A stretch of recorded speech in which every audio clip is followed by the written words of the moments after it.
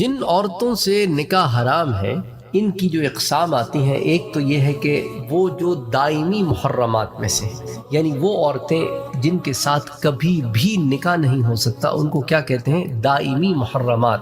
دائمی یعنی لفظ دائم سے نکلا ہے، جس کا مطلب ہوتا ہے ہمیشہ کے لیے حرام۔ اس میں ایک تو کیٹیگری آتی ہے نسبی محرمات کی، یعنی وہ جو نسب میں ہوں جن کے آپ، تو وہ آپ سے نسباً حرام ہو گئے، جیسا کہ ماں، نانی، دادی، پھر اسی طرح جو ہے بیٹی، اچھا اسی طرح بیٹی کی بیٹی، پوتی، نواسی، اسی طرح بہن، چاہے سوتیلی ہو، سگی ہو بہن، اچھا اسی طرح جو ہے بھانجیاں، بھتیجیاں، پھر پھوپھی، پھر اوپر تک، پھر اسی طرح جو ہے خالہ، بھتیجی، بھتیجی کی بیٹیاں اور بھتیجے کی بیٹیاں، پھر ان کی بیٹیاں، یہ ساری جو ہے نا ابدی محرمات ہیں۔ اللہ عز و جل کا ارشاد پاک ہے، سورہ النساء کی آیت ہے کہ حرمت علیکم امہاتکم وبناتکم واخواتکم وعماتکم وخالاتکم وبنات الاخ وبنات الاخت۔ یہ سورہ نساء کی آیت ہے جس میں اللہ عز و جل فرماتے ہیں کہ تمہاری مائیں، تمہاری بیٹیاں، تمہاری بہنیں، تمہاری پھوپھیاں، تمہاری خالائیں، بھتیجیاں اور بھانجیاں تمہارے لیے حرام کر دی گئی۔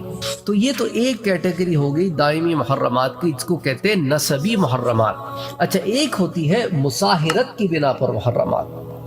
کیا معنی؟ ان سے مراد باپ اور دادا کی بیویاں، وہ بیویاں جو اس شخص کی ماں نہ ہو، یا وہ دادی جو اس کی سگی دادی نہ ہو، تو یہ ہوتی ہیں مصاہرات کی بنا پر محرمات۔ تو یہ بھی دائمی محرمات ہی کی ایک شق ہے۔ سورۃ النساء ہی کی آیت ہے وَلَا تَنْكِحُوا مَا نَكَحَ آبَاؤُكُم مِّنَ النِّسَاءِ، جن عورتوں سے تمہارے آباء و اجداد نے نکاح کیا ہے ان سے نکاح نہ کرو۔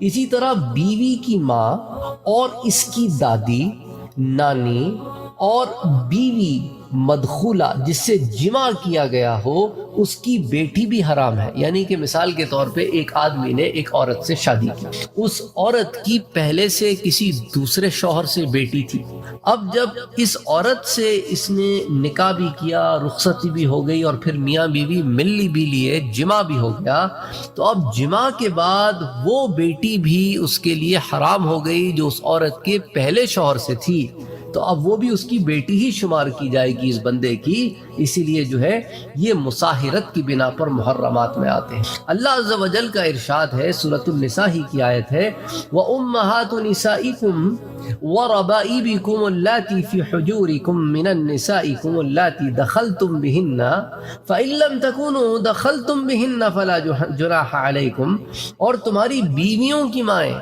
اور اپنی جن عورتوں سے تم جمع کر چکے ہو، ان کی وہ لڑکیاں جو پہلے خاوندوں سے ہیں اور اب تم ان کی پرورش کرتے ہو، یہ بھی تمہارے لیے حرام ہے۔ اچھا اگر کسی بندی سے کسی آدمی نے شادی کی لیکن جمع نہیں کیا، میاں بیوی نہیں ملے، اور اس عورت کو اس نے طلاق دے دی، تو اب ایسی عورت کی بیٹی کسی اور شوہر سے جو پہلے سے ہوئی ہو، اس کا اور اس بندے کا کیا تعلق ازدواجی جڑ سکتا ہے؟ تو اس ضمن میں بھی قرآن پڑھ فرماتا ہے اگر تم نے ان عورتوں سے جمع نہیں کیا تو انہیں طلاق دے دی اگر تم نے، تو پھر ان کی بیٹی سے نکاح کرنے میں تم پر کوئی حرج نہیں، کیونکہ تمہارا ان عورتوں سے نکاح تو ہوا تھا لیکن تم نے ان کے ساتھ جمع نہیں کیا تھا، تو اس لیے ان کی پہلے شوہروں سے جو بیٹیاں ہیں وہ پھر تمہارے لیے وہ حلال رہتی ہیں، کیونکہ جمع نہیں ہوا تھا، جمع سے پہلے تم نے اس عورت کو طلاق دے دی۔ اچھا اسی طرح بیٹے اور پوتے کی بیوی بھی حرام ہے۔ اللہ تعالیٰ کا ارشاد ہے وَحَلَائِلُ أَبْنَائِكُمُ الَّذِينَ مِنْ أَصْلَابِكُمْ، یہ بھی سورہ نساء کی آیت ہے، اور تمہارے صلبی بیٹوں کی بیویاں بھی تم پر حرام کی گئی ہیں۔ اسی طرح اگلی جو دائمی محرمات ہے اس ضمن میں رضاعت کی بنیاد پر جو محرمات ہیں کہ دودھ پینے کی وجہ سے وہ تمام رشتے حرام ہو جاتے ہیں جو نسب کی وجہ سے حرام ہوتے ہیں، یعنی کہ بچے کے رضاعی والدین، پھر ان کی مائیں، پھر اسی طرح ان کی بیٹیاں، ان کی بہنیں، ان کی پھوپھیاں، خالائیں، بھتیجیاں، بھانجیاں، ان کے ساتھ بھی نکاح نہیں ہو سکتا۔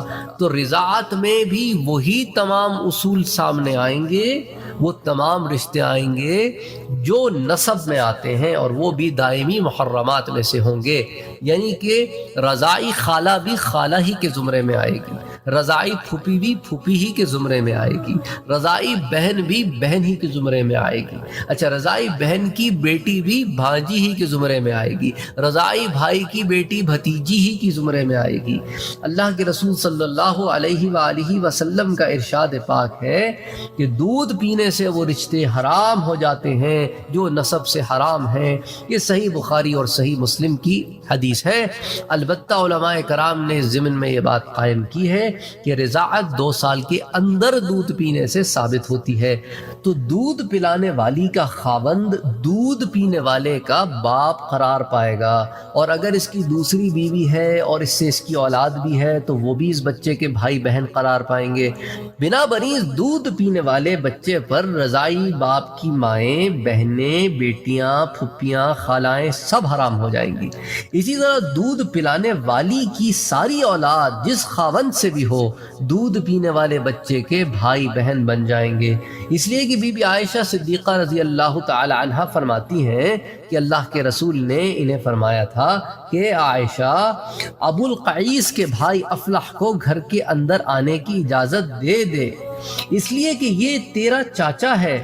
اور راوی کہتا ہے کہ ابو القعیس کی بیوی نے بی بی عائشہ کو دودھ پلایا تھا، تو ابو القعیس کی بیوی نے چونکہ بی بی عائشہ کو دودھ پلایا تھا تو ابو القعیس کا جو بھائی ہے افلح وہ حضرت عائشہ کا رضاعی چچا ہوا، اور اس طرح سے بی بی عائشہ ان لڑکیوں میں ہیں افلح کے لیے جن کے لیے وہ دائمی محرمات میں سے ہیں۔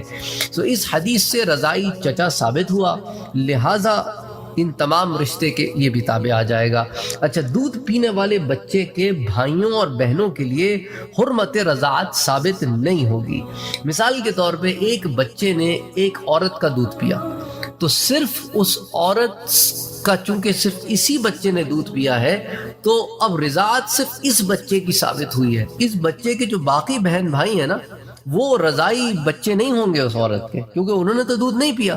سو جس نے دودھ پیا ہے صرف اسی کی رضاعت ثابت ہوتی ہے، باقیوں کی رضاعت ثابت نہیں ہوتی۔ تو دودھ پینے والے بچے کے بھائیوں اور بہنوں کے لیے حرمت رضاعت ثابت نہیں ہوگی، اس لیے کہ انہوں نے دودھ نہیں پیا۔ چنانچہ دودھ پینے والے کا بھائی دودھ پلانے والی یا اس کی ماں یا اس کی بیٹی سے نکاح کر سکتا ہے۔ اسی طرح بچے کی بہن دودھ پلانے والی کے خاوند یا اس کے باپ اور بیٹے سے نکاح کر سکتی ہے، کیونکہ وہاں رضاعت کا رشتہ نہیں ہے۔ جمہور علماء کے نزدیک کیا رضاعی بیٹے کی بیوی رضاعی باپ کے لیے حرام ہے؟ یعنی کہ کیا رضاعی بیٹے کی بیوی، یعنی کہ رضاعی بیٹے کی جو بیوی ہے وہ بہو کے معنی میں آئے گی کہ نہیں آئے گی؟ تو جمہور علماء کے نزدیک حرمت ثابت ہے، جس طرح کہ سلبی بیٹے کی بیوی اپنے سسر کے لیے حرام ہے، اسی طرح رضاعی بیٹے کی بیوی بھی سسر کے لیے حرام ہے۔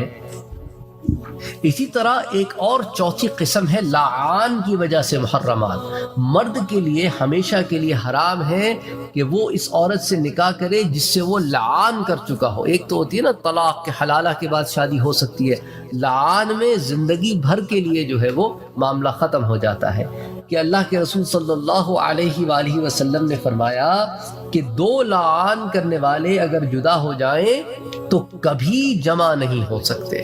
لعان کے سلسلے میں ایک درس پہلے دے چکا ہوں، آپ چاہیں تو وہ درس سن سکتے ہیں کہ لعان ہوتا کیا ہے، تو میرے خیال سے سیرت النبی کے دروس میں بھی اس ضمن میں ایک درس آیا ہے۔ اچھا، اسی طرح یہ تو ہو گئی دائمی محرمات، پھر انشاءاللہ تعالی اگلے درس میں ہم عارضی محرمات کو ذکر کریں گے۔ وما علینا الا البلاغ۔ ہمارے چینل کو سبسکرائب کرنا نہ بھولیں اور بیل کے آئیکن پر کلک کریں تاکہ آپ کو ریگولر نوٹیفیکیشن اپڈیٹس مل سکیں۔